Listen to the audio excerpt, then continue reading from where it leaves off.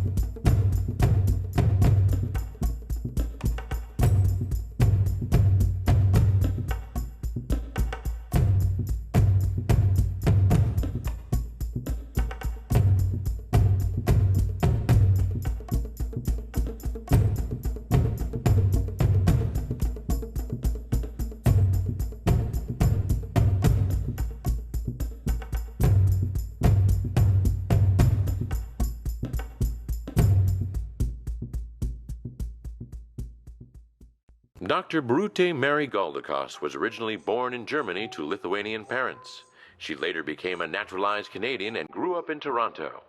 In 1966, she earned bachelor's degrees in psychology and zoology, jointly awarded by the University of British Columbia and UCLA. She continued her education with UCLA, earning a master's degree and doctorate in anthropology. This was when she met Kenyan paleontologist Dr. Louis Leakey and decided to study orangutans in their natural habitat. Dr. Brute was so passionate about her endeavor, she convinced Dr. Leakey to help orchestrate her dream. He made her one of Leakey's angels. The other two were Jane Goodall, who studied chimpanzees, and Diane Fossey, who studied mountain gorillas.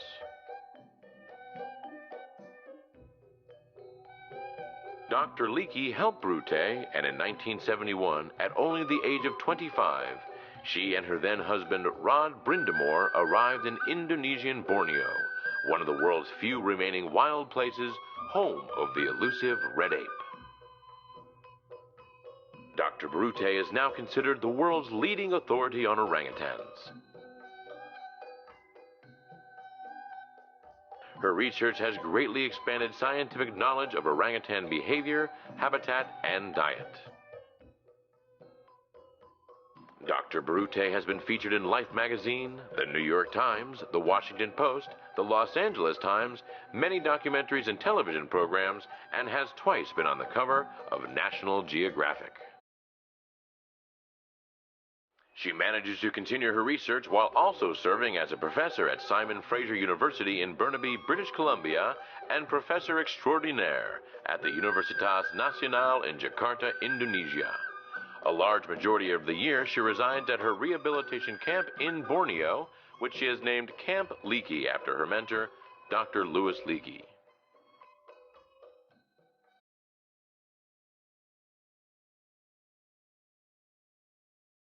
She is also an outspoken advocate for orangutans and the preservation of their rainforest habitat.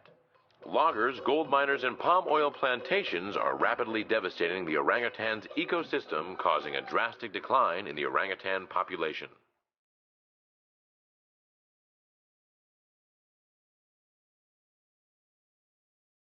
Dr. Brute's efforts extend even further as she currently focuses on the rehabilitation of orangutans.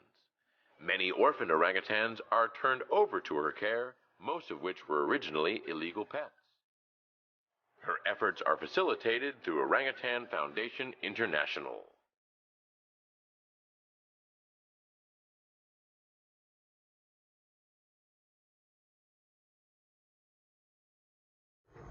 I strongly believe that orangutans will be saved in the wild. So I have hope for orangutan. I wouldn't be making all this effort if I thought our mission was a hopeless one. I hear other people talk about dedication, but she went out into the jungle. She had no idea what to expect, and she stayed out there, and she has a dedication far beyond anyone that I can compare to. And people that get to hear this story, I think it will change their lives just like it changed my life.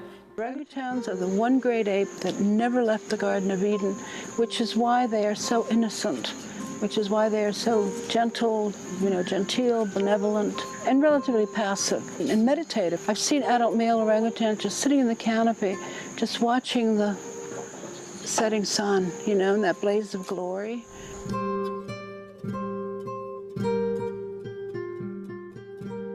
Dr. Brute sounds very, very silly, but in a lot of ways, she is an orangutan. She is unbelievably sweet. She is so calm and hyper intelligent.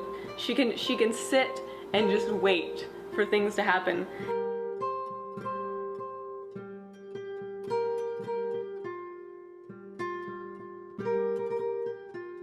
They'll sit up in the trees and just wait. They don't have to eat, they just sit. They've seen them sitting for 6 hours without ever moving. It's an unbelievably peaceful, quiet, loving primate, and I think that she saw something in them that maybe other people didn't see and didn't know. They live so far up into the trees, it's very, very hard to study. And I believe that's why she also stayed out there so long, is because there's still so much to learn from them.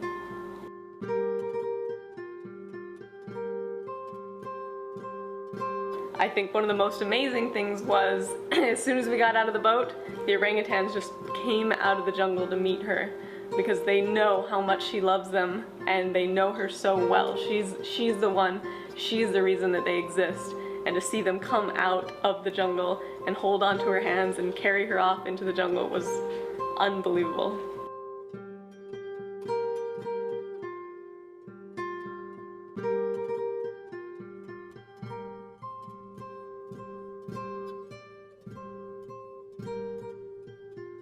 Once I stepped out of that boat and I could see how hard it was to try to keep these orangutans alive. And it's like it was my own children, but now there was 350 of them. They look just like my children. They talk just like my children. They're so loving, just like my children. But they need help. They need so much help. This orangutan baby, her name is Cha-Cha. A little trouble pronouncing it myself, Cha-Cha. And Cha-Cha came from a palm oil plantation. Her mother was killed. Cha-Cha came about a week ago to our care center, to the nursery here. And Cha-Cha's mother was killed by workers in a palm oil plantation. She was taken by the palm oil plantation manager and brought to us. And his only request was that we keep the name of his daughter, which is Cha-Cha. And I know that the palm oil manager had nothing to do with the killing of Cha-Cha's mother, so I agreed to the request.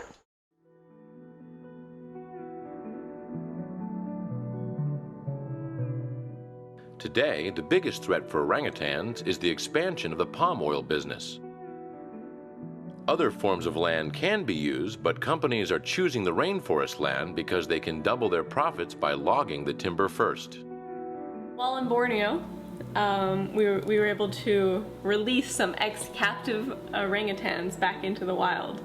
But on the way to the jungle, we drove for miles through palm oil plantations. As far as the eye could see, we just drove and drove and drove. We got out and looked. There was nothing but palm oil plantations on the way to get to the jungle where we were going to release these orangutans.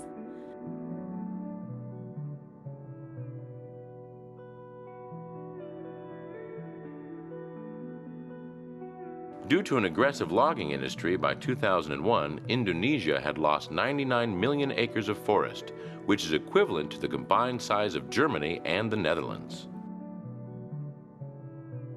the magnitude of illegal logging is significant. Research indicates that over 70% of the timber processed in Indonesia comes from illegal sources. Those palm oil plantations are already there. There's not much we can do about that, but we do know that we could manage them in a different way. That each one of those trees, if managed properly, can produce 4 times as much palm oil, and at that point, there'll be more palm oil than anyone needs to use, and that no other new palm oil plant will ever have to be planted in virgin forest.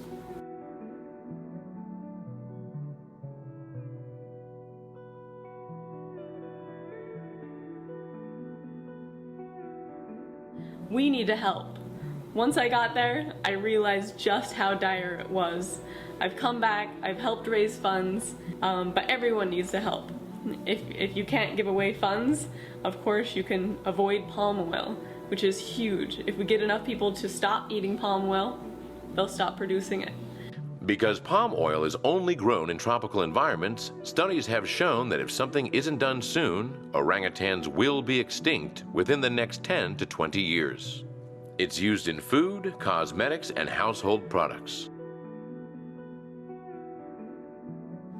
One of Dr. Brute's vital projects now is to purchase as much land as she can. She has 350 orphans that she's raising, rehabilitating, and want to put back into the wild. She needs those vast tracts of land in order to put those orangutans back into the wild.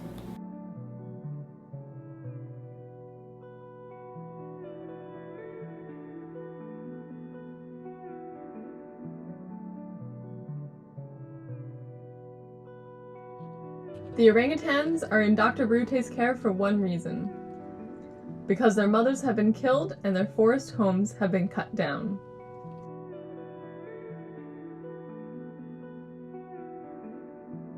These orphan orangutans were born in the wild. They must learn to be wild again. There is no other place for them. Jungle school is paramount to their survival.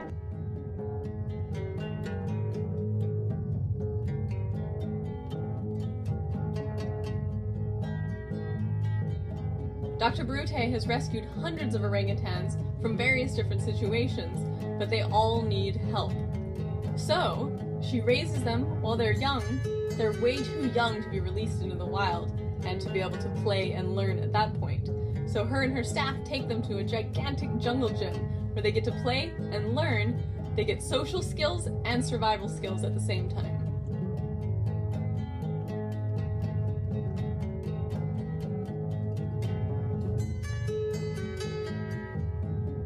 Dr. Brute has studied these wild orangutans for 40 years and uses the information to simulate the different stages of orangutan development, with humans acting as surrogate mothers. These orangutans are too young to play in the real jungle.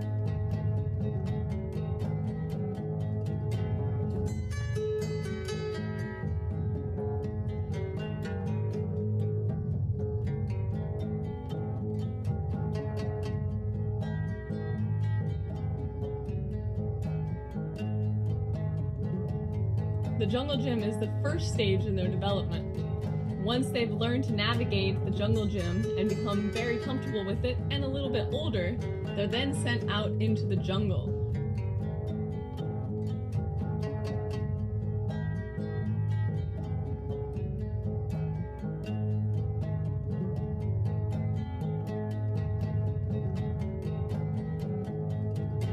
Where their human caretakers watch over them as they play in the real jungle. They learn how to get fruit from the trees and stay out all day long.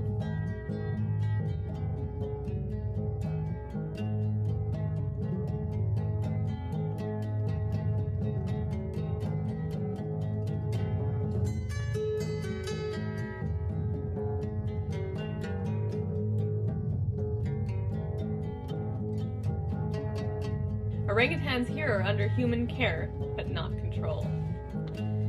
The orangutans grow up very differently from wild orangutans, but as long as they are shown love, they will have the confidence they need to make it. Orangutans are happiest in the trees. These orphans are now old enough to explore the jungle. For many, it is their first taste of the wild.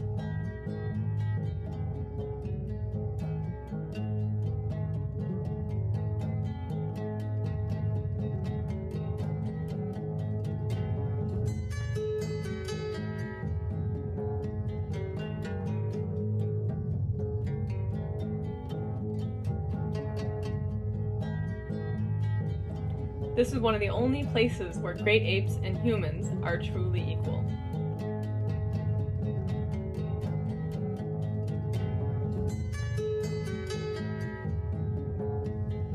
Many of these orangutans have succeeded in the wild and now are mothers and grandmothers themselves.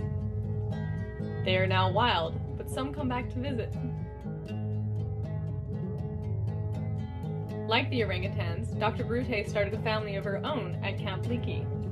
Their children played together and grew up together.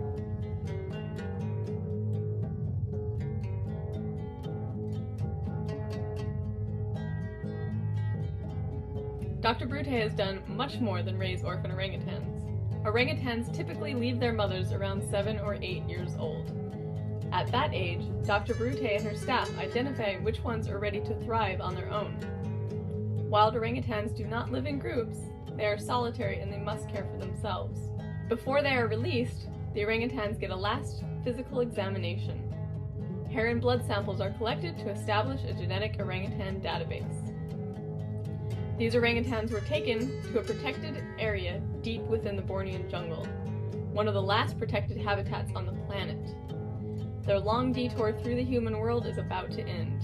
It is hard to say goodbye, but it is their destiny. They were born in the wild. Orangutans are like us in so many ways. They want to live and grow and raise their families in a world that is safe. And if we let them disappear from this earth, then a part of us will disappear too. These orangutans have been given a second chance at life, and whether they live happily ever after depends on us.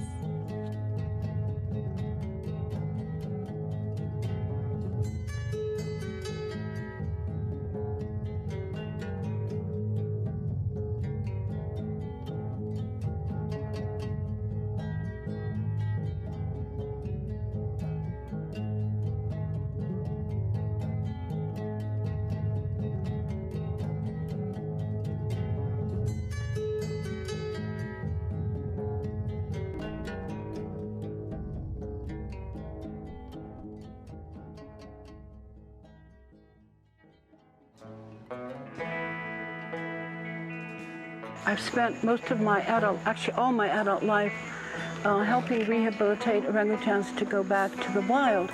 From what I noticed about Dr. Brute, there's only one thing that matters in her life, and that is the comfort of the orangutans in the jungle and in her orphanage. Driving down the streets, she would see a giant truck full of durian, and immediately she jumped out, chased down the driver, and tried to get a deal so that her orangutans could have their favorite fruit in the whole wide world, which is durian. It is the strangest fruit. It smells a little bit like a sweet trash can, but it is the thing that brings the orangutans the most joy. And when she gives them that durian, the joy in her eyes is unbelievable. And I also noticed that the orangutans know her personally. Every orangutan that we encountered in the jungle came out, they held onto her hands, they looked into her eyes, they knew who she was, they knew she was their savior.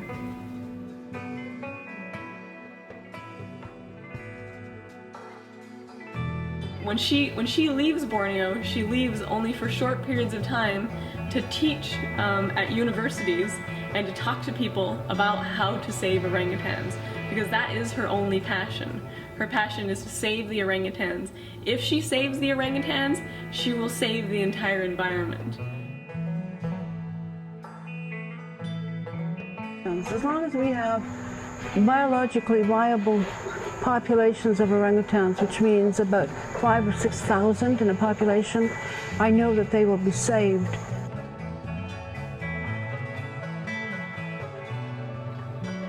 Dr. Brute may not be as popular as some of the other primatologists that have made it in the news. They've made incredible press. But from my experience, Dr. Brute is in the field making every decision for these orangutans, and every decision is a life and death decision. I feel very strongly that we humans have an obligation to help all animals, all species. And the reason is because what humans have done to this planet is beyond belief. Ultimately, the planet will heal itself, the planet will go on, And ultimately what we've done to the planet will reverberate and rebound back to us. But because the human imprint is so strong on our planet, on our Earth, I think it behooves us to do what we can to help other animals and to help primarily our closest living relatives, the great apes. There's no breaks, you know. She's eating on the run. She's working so hard, and she knows that's what she needs to do. So I think she quietly goes along with this unbelievable fight, and people just haven't noticed as much. One of the problems that we have in conservation is that there are animals who are megafauna. A great example, of course, are elephants. Another example, of course, are the great apes. But if we save orangutans, if we save them in the wild, if we save their habitat, if we save tropical rainforests and their ecosystems, we are also saving thousands, if not millions, of other species that are not as charismatic as orangutans or as elephants. But animals who cannot go back to the wild for whatever reason sometimes have the ability to help members of their own species in the wild. Many wild species of animals are in grave danger of extinction. Many species are going extinct even as I sit here speaking.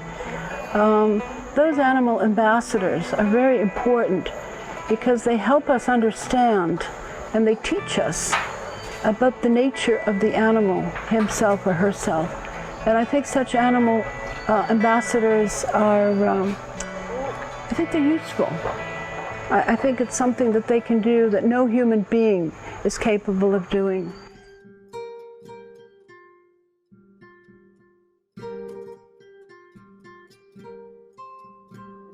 Orangutans have 1/3 the brain size of a human once you correct for body size.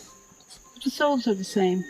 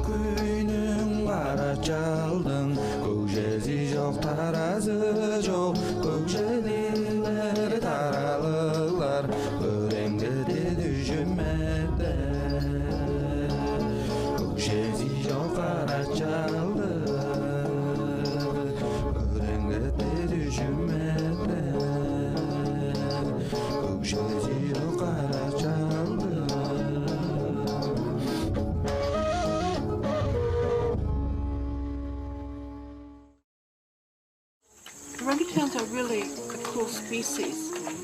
They share 97% of their genetic material with us. But unlike chimpanzees, they are semi-solitary or solitary in the wild. They are not territorial, and it's really a pleasure to be with them. The orangutans at Camp Leakey would try to play with the dogs that came in with the local people, and while it may seem surprising that an orangutan would make friends with a dog, ultimately, it's just what orangutans do. I think it's a very valuable lesson for all of us, and especially children, because I don't think children understand that animals such as orangutans have the same emotions and very much the same feelings as we humans do. But I think the nature of that relationship gives us an insight into orangutan personality, into orangutan character, into the orangutan soul. And I think that's why it's such a valuable lesson to us. You know, we're not the only creatures on this planet that have friends who are from another species. We are not the only creatures on this planet who have empathy for other animals. Orangutans also have that empathy.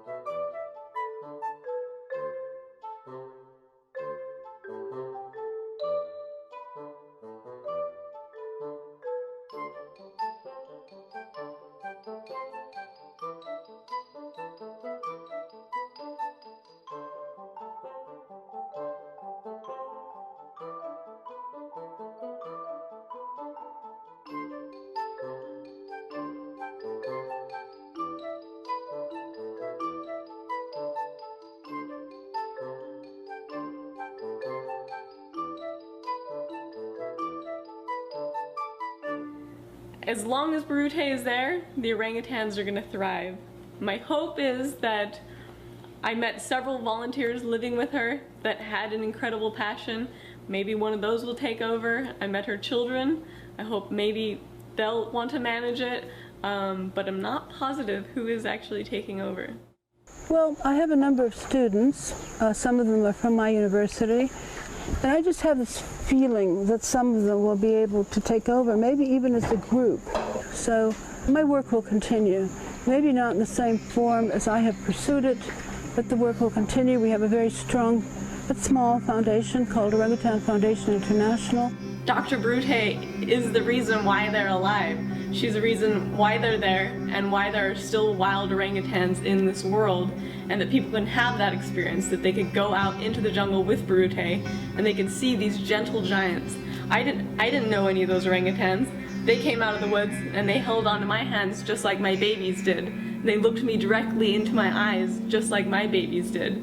It was overwhelming and so amazing, and it gave me a respect for Brute more than I ever would have imagined.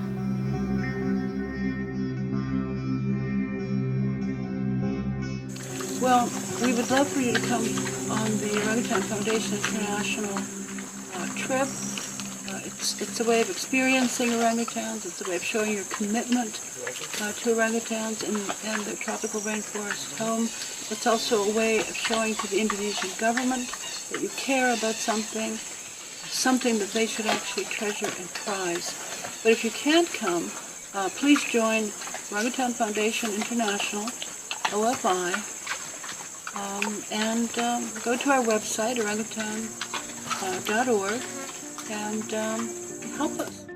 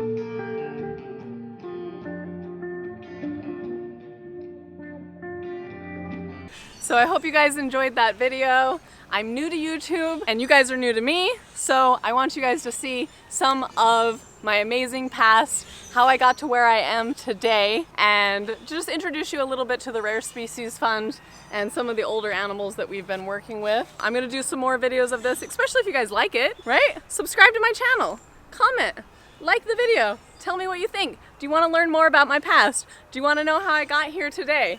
If you do, let me know, and I hope you guys enjoyed this video. Stay wild.